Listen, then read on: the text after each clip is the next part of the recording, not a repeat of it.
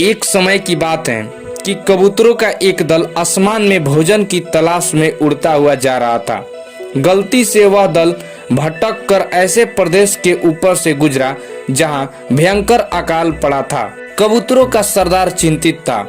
कबूतरों के शरीर की शक्ति समाप्त होती जा रही थी। शीघ्र ही कुछ दाना मिलना जरूरी था। दल का युवा कबूतर सबसे नीचे उड़ रहा था। भोजन नजर आने पर उसे ही बाकी दल को सूचित करना था। बहुत समय उड़ने के बाद कहीं वह सूखाग्रस्त क्षेत्र से बाहर आया। नीचे हरियाली नजर आने लगी तो भोजन मिलने की उम्मीद बनी। युवा कबूतर और नीचे उड़ान भरने लगा। तभी उसे नीचे खेत में बहुत सारा अन्न बिखरा नजर आया। युवा कबूतर बोला, सरदार, नीचे खेत में बहुत सारा दाना बिखरा पड़ा है, हम सबका पेट भर जाएगा। सरदार ने सूचना पाते ही कबूतरों को नीचे उतरकर खेत में बिखरा दाना चुनने का आदेश दिया। सारा कबूतर दल नीचे उतरा और दाना चुनने लगा। वास्तव में वह दाना पक्षी पकड़ने के लिए एक बहेलिया ने बिखेर रखा था। उस बहेलिया का जाल ऊपर पेड़ पर तना था। जैसे ही कबूतर दल दाना चुगने लगा, जाल उन पर आ गिरा। सारे कबूतर फंस गए। कबूतरों के सरदार माथा पीटा, ओह, यह तो हमें फांसने के लिए फैलाया गया जाल था। भूख ने मेरी अकल पर पर्दा डाल दिया था। मुझे सोचना चाहिए था कि इतना अन्न बिखरा होने का कोई मतलब है। अब पछताए तो क्या जब चिड़िया खेत चुग गई। एक कबूतर रोने लगा, हम सब मारे जाएंगे। बाकी कबूतर तो हिम्मत हार बैठे थे, पर सरदार गहरी सोच में डूबा था। एकाएक उसने कहा, सुनो, जाल मजबूत है, यह ठीक है, पर इसमें इतनी भी शक्ति नहीं कि एकता की शक्ति को हरा सके।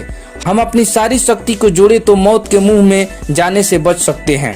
युवा कबूतर फड़फड़ाया, सरदार, साफ साफ बताओ तुम क्या कहना चाहते हो। जाल ने हमें तोड़ रखा है, शक्ति कैसे जोड़े।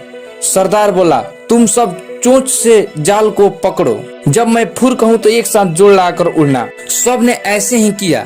तभी जाल बिछाने वाला बहेलिया आता नजर आया। जाल में कबूतर को फंसा देख उसकी आंखें चमकी। हाथ में पकड़ा डंडा उसने मजबूती से पकड़ा। वह जाल की ओर दौड़ा। बहेलिया जाल से कुछ ही दूर था कि कबूतर सरदार बोला, फुर। सारे कबूतर एक साथ जोर लाकर उड़े तो पूरा जाल हवा में ऊपर उठा और सारे कबूतर जाल को लेकर ही उड़ने लगे। कबूतरों को जाल सहित उड़ते देख बहेलिया आश्चर्य रह गया। कुछ संभाला तो जाल के पीछे दौड़ने लगा।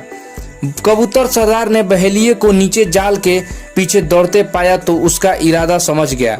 सरदार भी जानता था कि अधिक देर तक कबूतर दल के लिए जाल सहित उड़ते रहना संभव न होगा, पर सरदार के पास इसका उपाय था।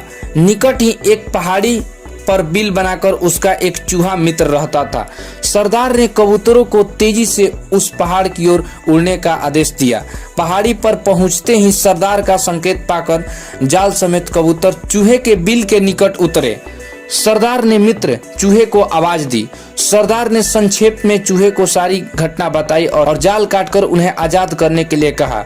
कुछ ही देर में चूहे ने वह जाल काट दिया। सरदार ने अपने मित्र चूहे को धन्यवाद दिया और सारा कबूतर दल आकाश की ओर आजादी की उड़ान भरने लगे। दोस्तों, इस कहानी से यह सीख मिलती है कि हम लोगों को एक होकर रहना चाहिए।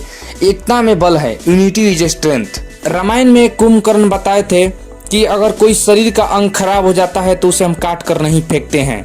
जस्ट उसी प्रकार से अगर परिवार के सदस्यों में से किसी एक में कमी हो जाती है तो कभी भी परिवार को बिखरने न दें। उसे हमेशा मेल करके रखें, उसे मिला करके रखें। एकता में बल होता है, यूनिटी इज स्ट्रेंथ। अगर आप लोगों को ऐसी कहानी सुनने की आदत है और अच्छी लगती है तो कृपया इस चैनल को सब्सक्राइब करें और वीडियो को ज़्यादा से ज़्यादा शेयर करें। धन्यवाद।